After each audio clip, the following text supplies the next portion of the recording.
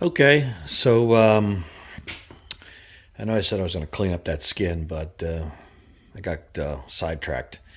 Ended up putting the, doing all my adjustments to get my the edges of this frame to play out to the fenders better.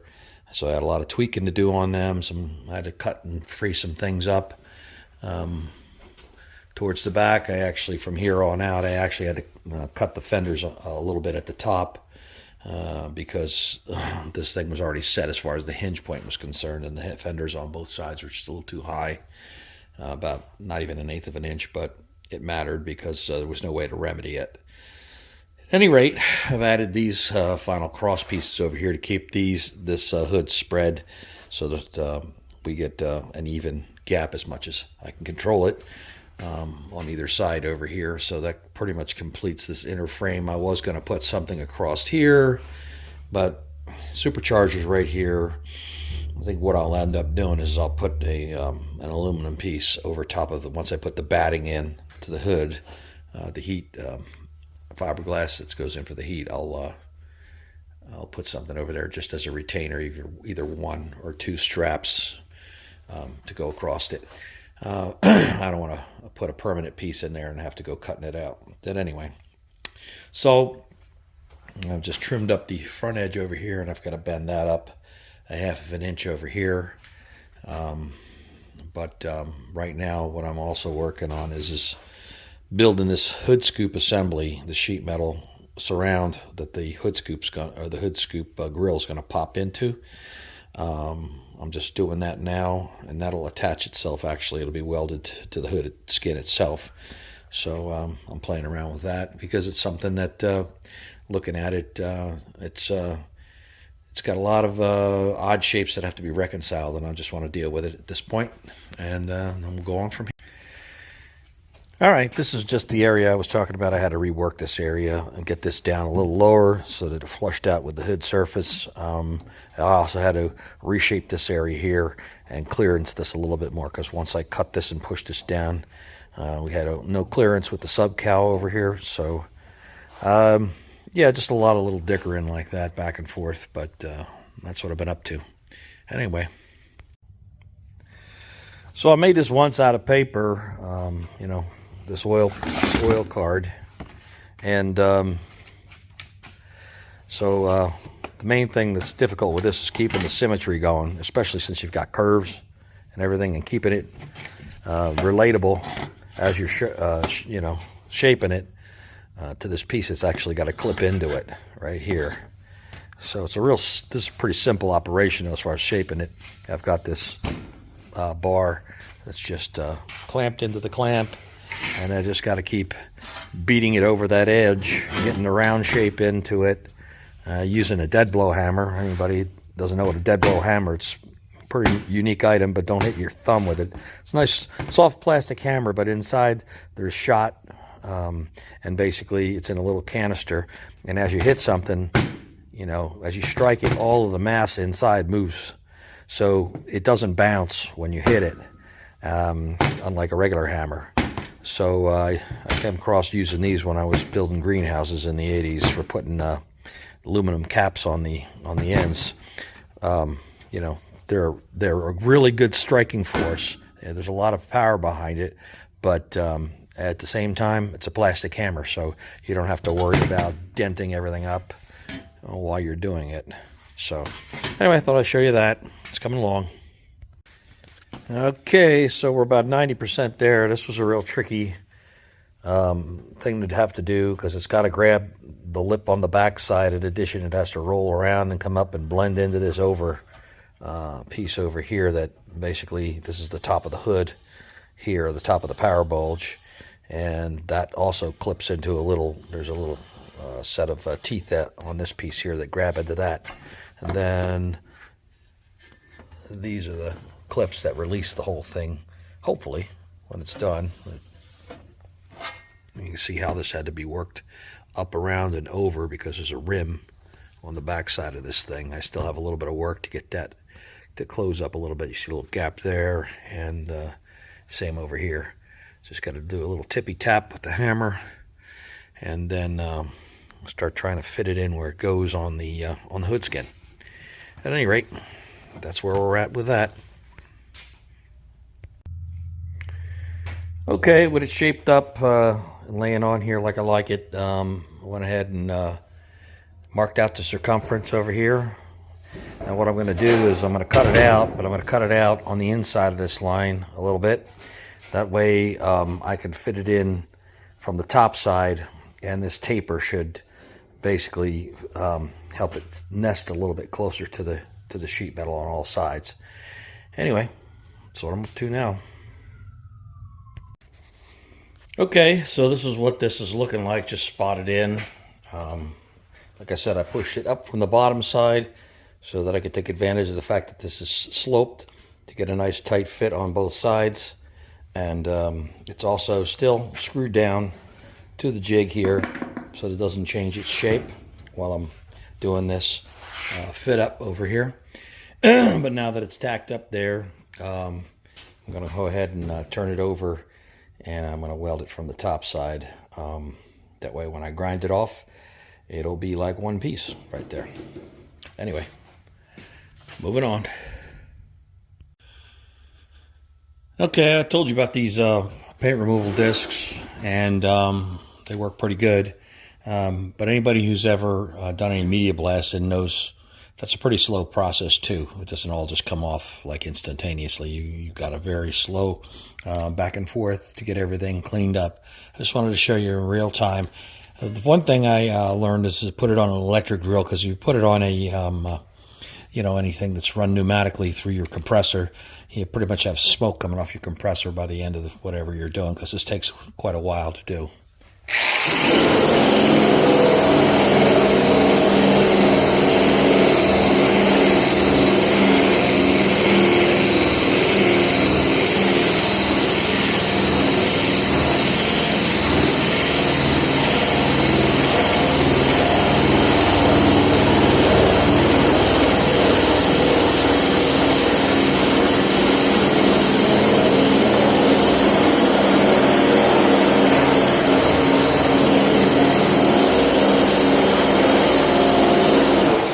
To give you an idea of real time how long it takes to take some of this stuff off.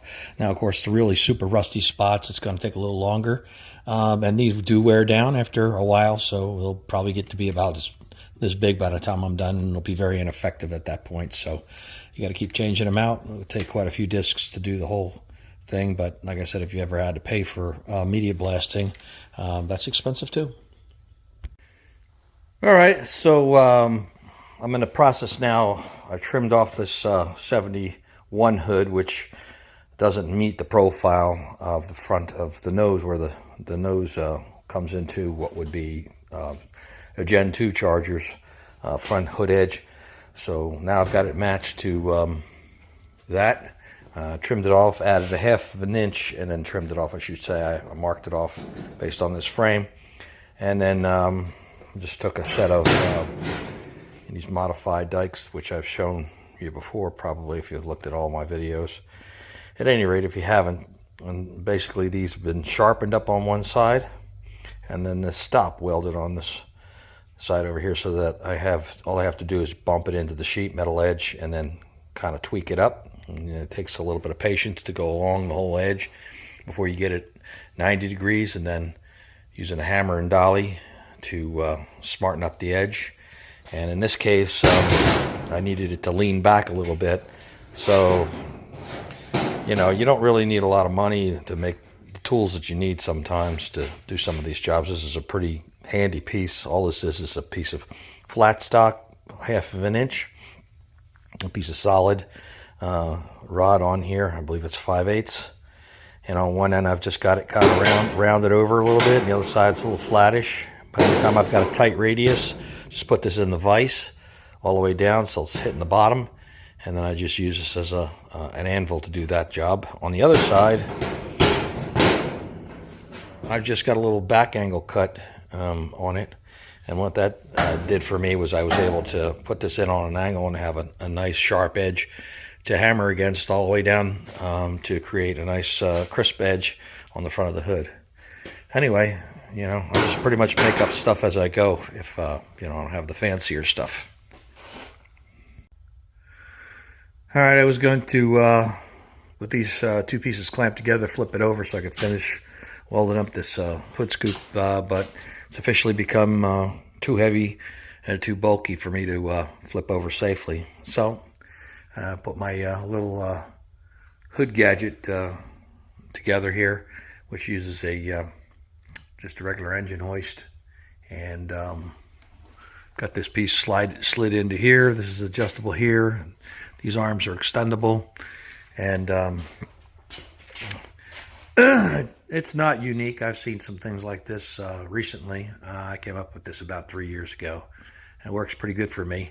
I'm gonna set some pickup points in this hood frame that I could continue to use all along here, where I can just bolt this thing right to the hood and lift it off and flip it around, whatever I need to do.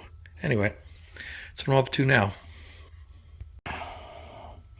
All right, in order to attach this hood frame to this jig securely, I've got 4 pickup points that I have to weld in to the bottom of the frame. I've just taken these 24 T-nuts and trimmed them down so that I could just set them in the frame and weld them up and then grind them off, so that the only thing will be there when it's ground off is a tiny hole. So you can see these are all welded up. I have to grind them down yet. And that'll give me an attachment point for these arms. All right, so that's what the bolt-up point looks like after it's been welded in, ground off.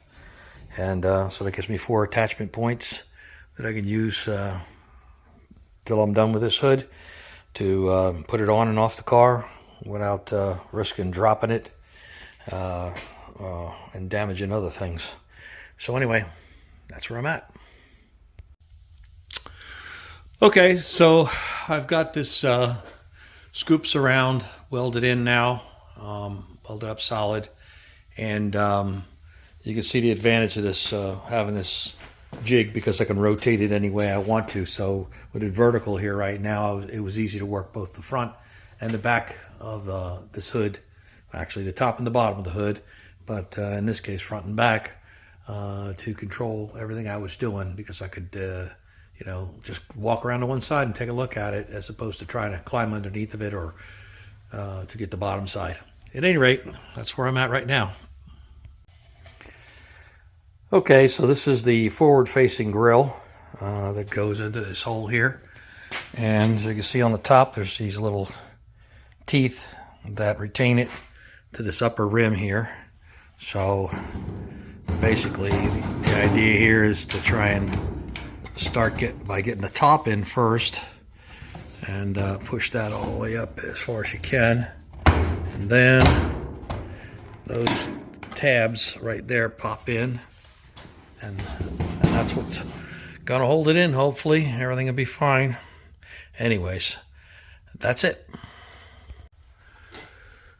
Okay, it's time to drop it back down on the jig and take this fixture out of the way, because I have to do some things with the framework relative to that front scoop there.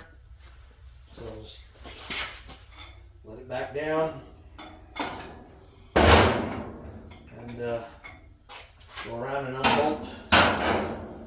unbolt everything, and get this thing out of the way. So this next part is going to be a little bit more complicated than usual because of how it interfaces with everything in the engine compartment.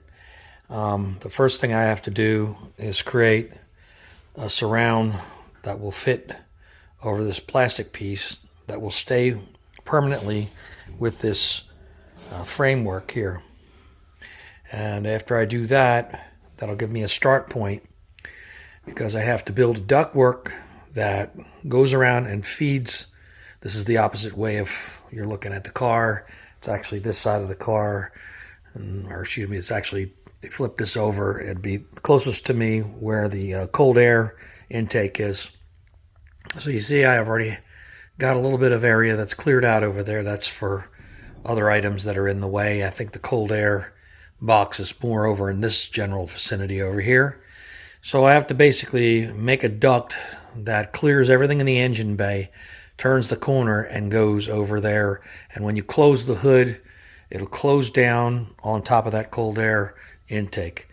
So, like I said, the only thing I can do right now to help myself is to basically create a little insert here where once you pop that plastic piece in from the outside of the car, it'll seal into a small starter duct for this whole mess over here. And I'll build the starter duct first, and then I'll put a couple of guides, just some 1/4-inch tubing, to make sure that whatever I end up building doesn't come up above a certain point in this area over here. We've got the supercharger in the way. We've got quite a few things. This air is going to have to take a hard turn to get over to the cold air duct, but it's kind of a crucial thing with these cars.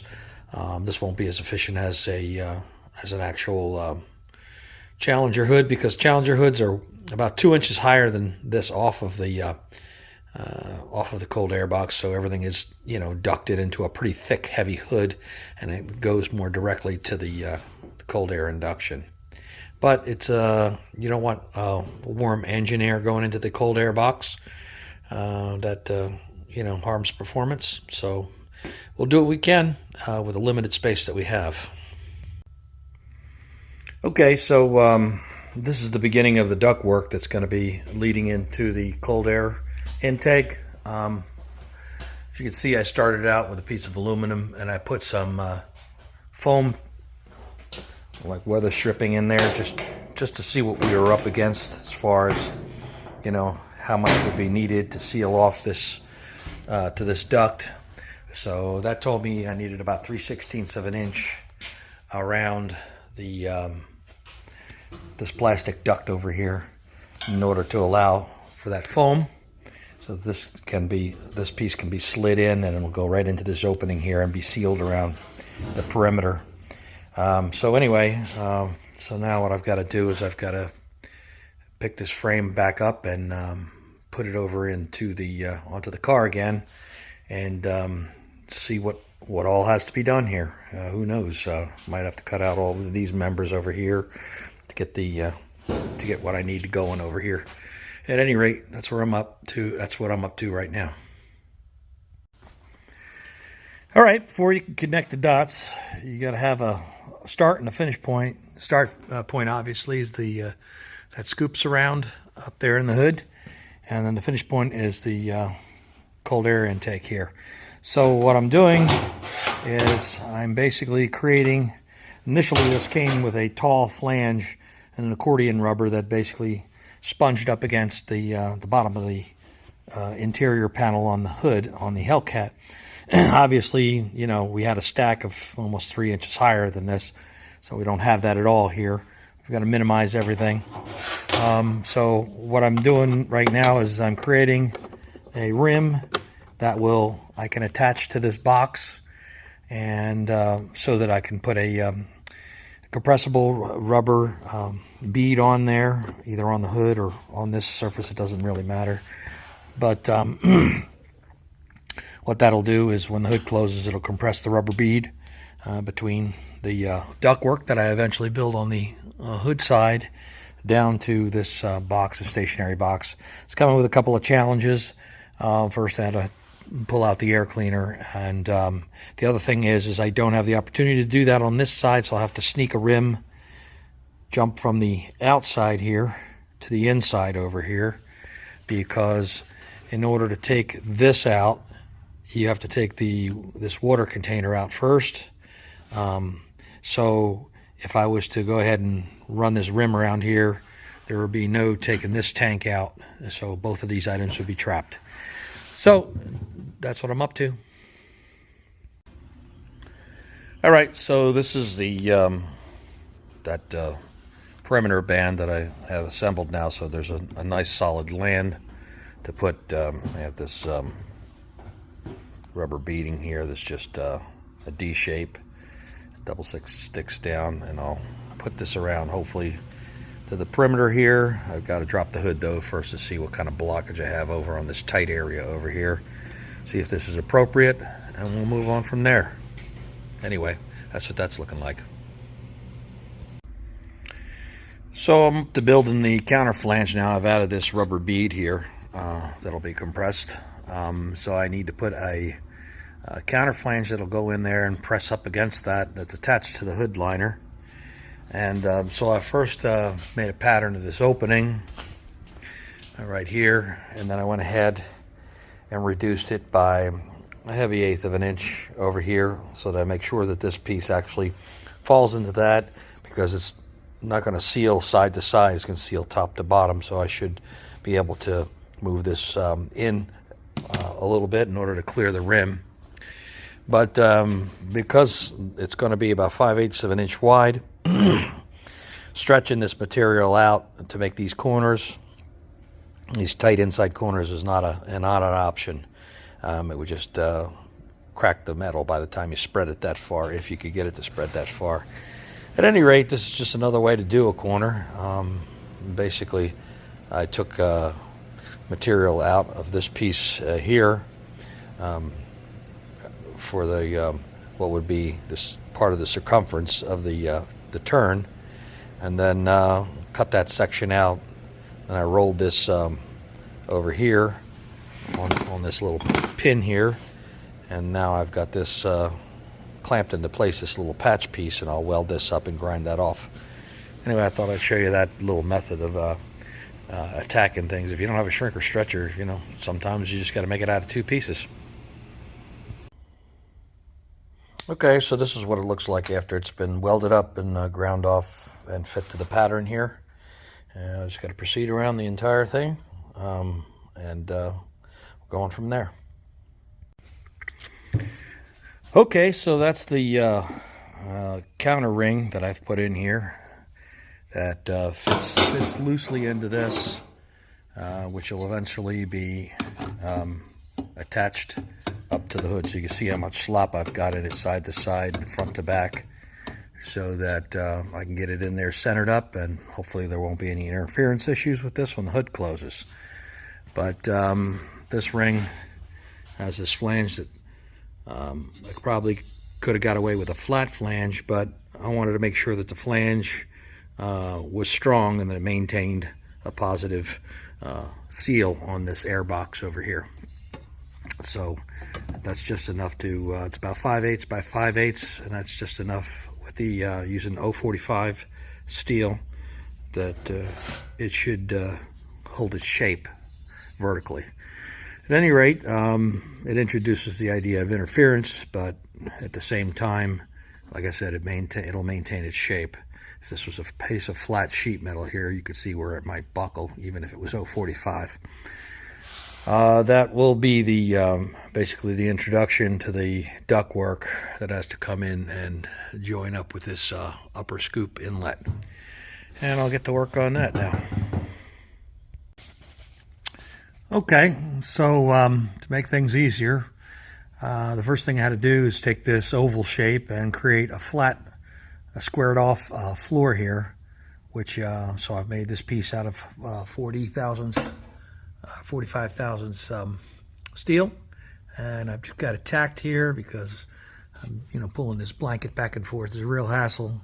I'll weld this up off the car, but this squares up the opening here, and it gives me a floor to start.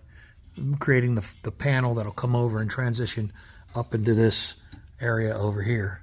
So I'm going to start working on that right now. Okay, so I took some 45 thousandths steel, and I'm creating, this is the floor to the duct. You can see it's not just a flat duct because it has to make a couple twists and turns to get up level with the rim of this box over here. It also has to clear this item here. I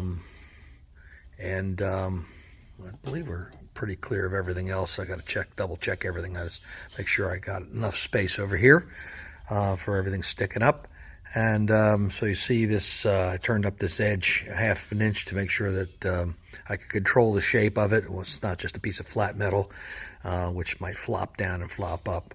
And in order to create these corners, I'll have to weld up all these seams of these slight cuts that I made to bend these up to keep this a round shape on the edges and the internals in order to kind of guide the air.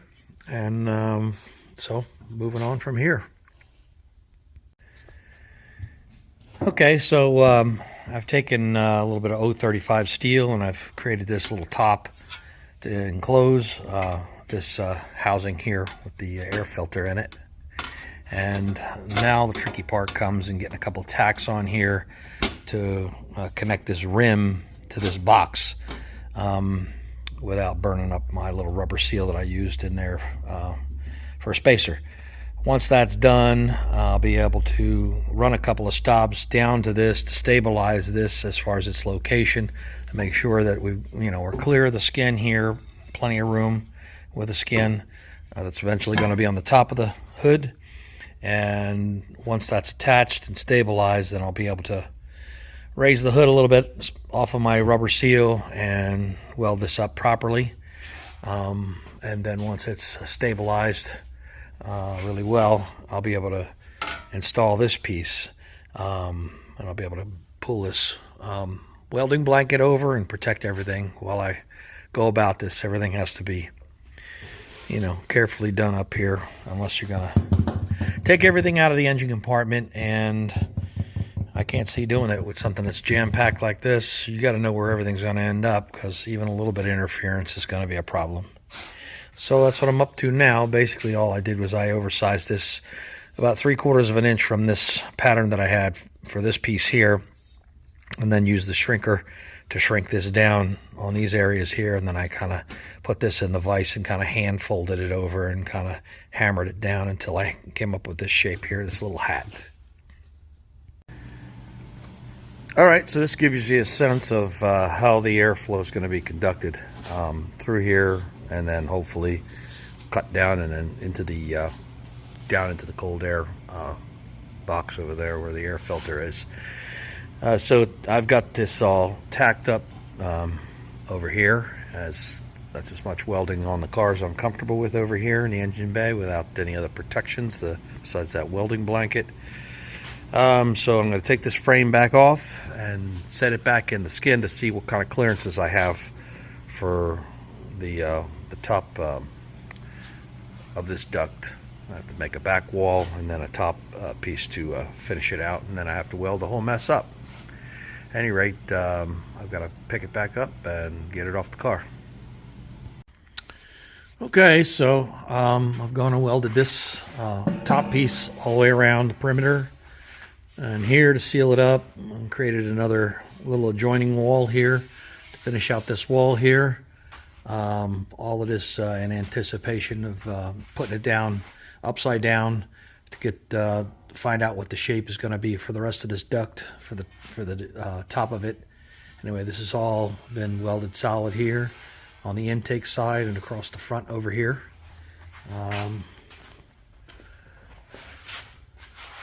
So that's what it's looking like on the bottom side. I still have to clean up a little bit over here, but this frame's in the way right now, so once this is down in the skin, I'll be able to clean up the rest of the weld over here and spruce it up in general before I get going with that cap.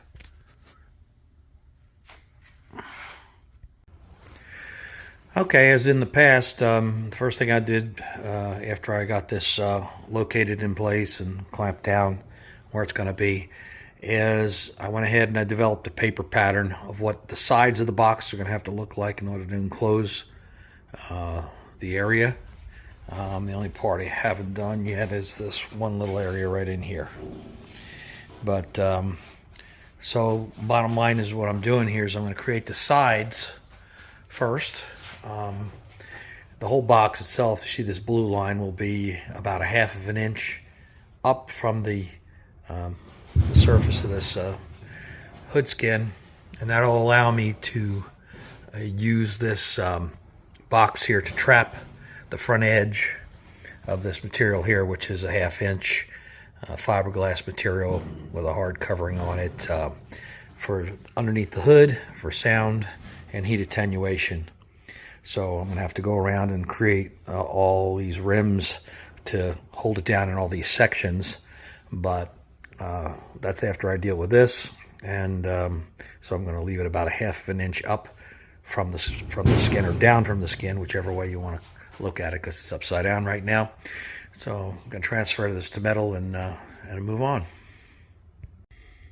Okay, so that side is roughed in. So got a little bit of tweaking, a little bit of tuning to do on it, a little bit of trimming before I tack it on there. Anyway, that's all the time I have this week, and I appreciate everybody for watching, and I will see you on the next one. Thanks.